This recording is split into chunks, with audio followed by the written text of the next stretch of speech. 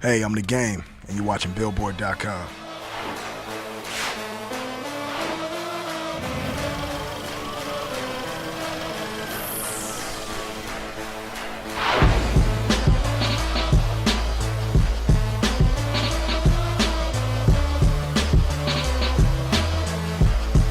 Throw your motherfucking Cincinnati hats in the sky.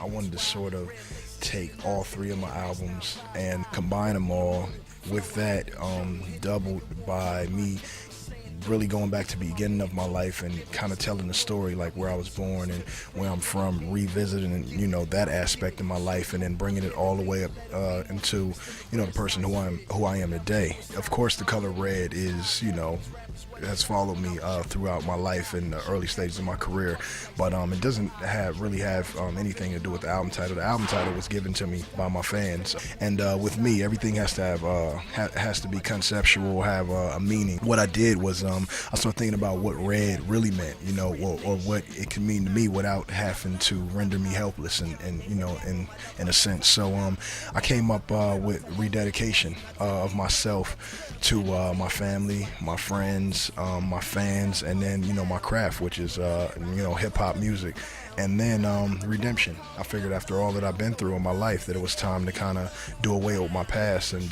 start all over and make a new beginning. So rededication and redemption, and the first three letters in both is R.E.D.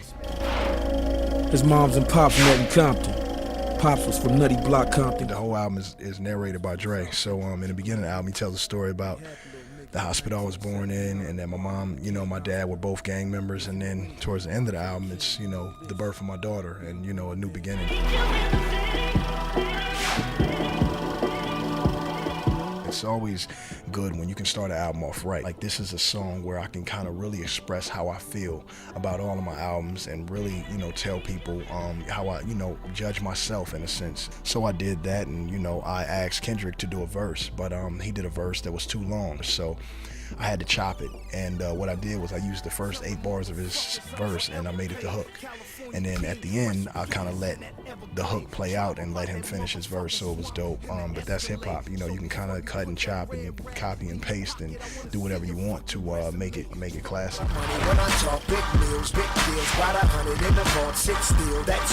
Drug Test is great Western smash.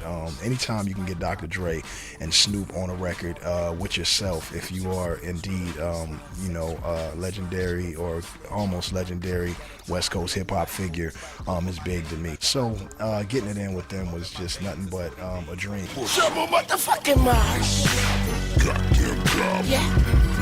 Weird, funny, crazy, and a little out of pocket. I called it Martians versus Goblins because me and Weezy have been saying that we were, Martians for as long as I've known him. And then on the song, he says, what's it going to a goblin? So I'm like, man, maybe he's not a Martian no more. He's calling himself a goblin. So then Tyler comes out with an album called The Goblin. And so I just wanted to pit all of us up against each other and, kind of mix it in and just call it Martians versus Goblins.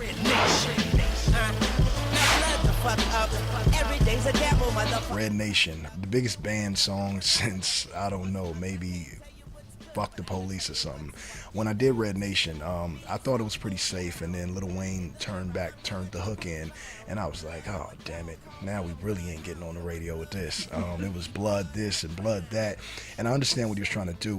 He used blood in a metaphorical sense where it was just broken down as different meanings on the hook, but media and radio, Viacom, BET, MTV, everybody, Radio 1 took it the wrong way, but I understood. They got a certain demographic that they got to please, and I got kids, so I definitely understood, so it was no hard feelings. It was never my intention to have it be gang affiliated or for anybody to listen to it and then want to go join a gang. It's just, a good hip hop song.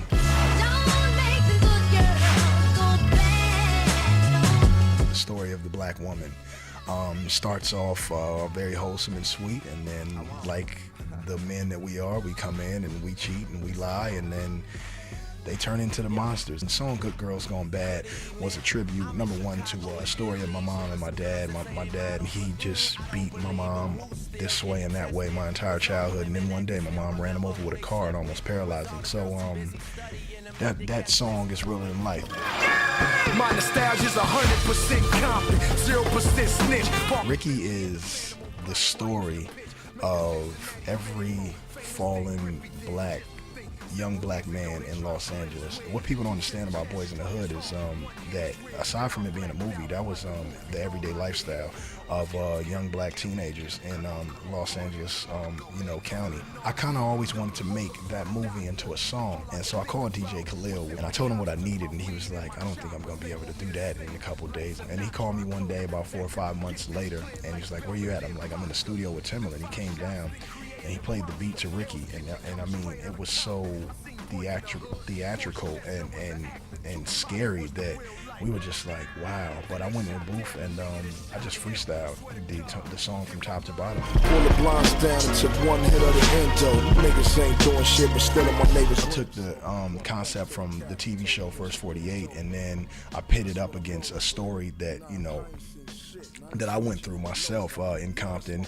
selling drugs in a dope spot when I was 17 years old. And, in no way, shape, or form telling my story, do I ever want anybody to reenact it or try to be tough. When anybody listening to me tell my story or listening to my music, it's just music. It's my own, reenactments vocally of situations that almost killed me.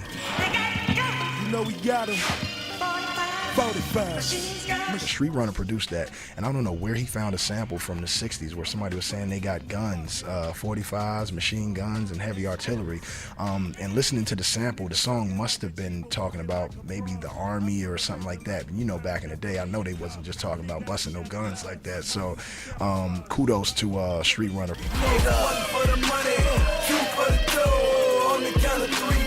What Paramedics is that, Jeezy, the laugh, the ha-ha, and you always wanted to do that laugh on your records, but you can't because you would be biting Jeezy.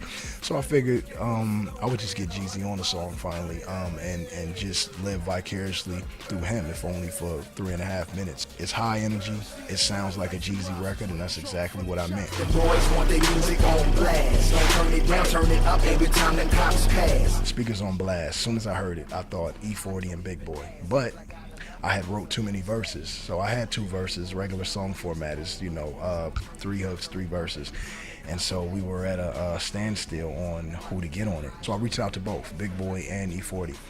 E40 sent his verse back, and I was like, okay, now we got a song, and I put E40 at the end, and I rapped the first 2 verses. Then the day after, Big Boy sent his verse, and it was so crazy that me and my guys had an argument in the studio. We must have argued for about 3 hours who to take off. I came to the conclusion that it'd be okay if the song just had 4 verses.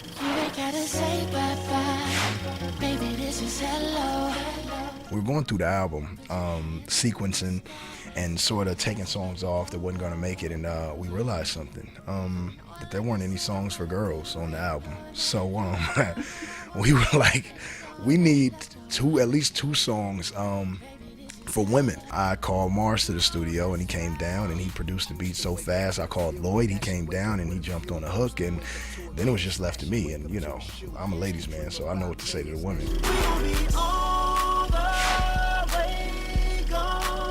I felt like women should have, more than just one song, or they would be mad at me, and I didn't want that. So once again, I called Mars to the studio, and he produced that one really quickly. Mario just happened to be working in the same studio, so he came over and we wrote the hook together. It's always the songs that I don't like that everybody else loves, and I'll take you through the history of that. Dreams was a song that I thought was alright, but I don't really like it. I always want to rap about what really goes on in the hood, talk about my friends being murdered. But Dreams went on to be successful. I'm gonna start making songs that I don't like more, and maybe I can go diamond on the next album. All I know is this pain and this life and this struggle. I think that's the only song on the album where I could just rap freely. I wanted one song where I could just rap freely, no concept, just rap, and I was able to do it. And Boy Wonder provided a great beat, which I think that all of Boy Wonder's beats sound like they were stolen out of Drake's safe. So I was appreciative on being able to inherit one of those jewels. And every little fuck up, they blame it on Barack, cause he just like T.I., born in the trap. I've always wanted a chance to just be Nas on the Illmatic album, just if only for 4.5 minutes. So I really wanted a DJ Premier to be on the track. I knew that after, you know, he mixed it and scratched on it, that everybody else would appreciate it. Luckily, I was able to hold my own on it, channeling Nas's rhyme pattern, and it turned out to be a great song. I know I must go.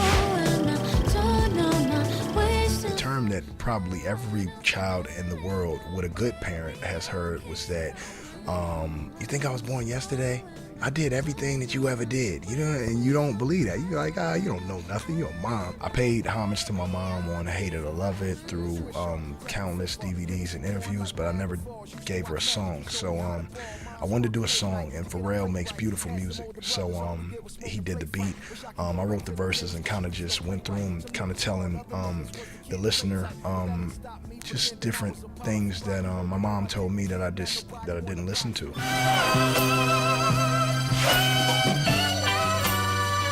For the first 6 months of my daughter's life, I slept with my eyes open. I didn't get hardly any sleep because I would watch her every single night at that song dedicated to her. And then while we were doing the song, I remembered that I had the entire birth on my iPhone. I pulled the phone out, and once I listened to it, I shed tears because I couldn't believe that I had it on there. And then once I put it on the song, you know, my intention was just to share my experience with people that didn't have children, and with people that did have children, to remind them of how beautiful birth is and how much we should appreciate our kids. Crazy birth is loading up this Beretta, cause this time I'm having a baby girl, so it's whatever, whenever.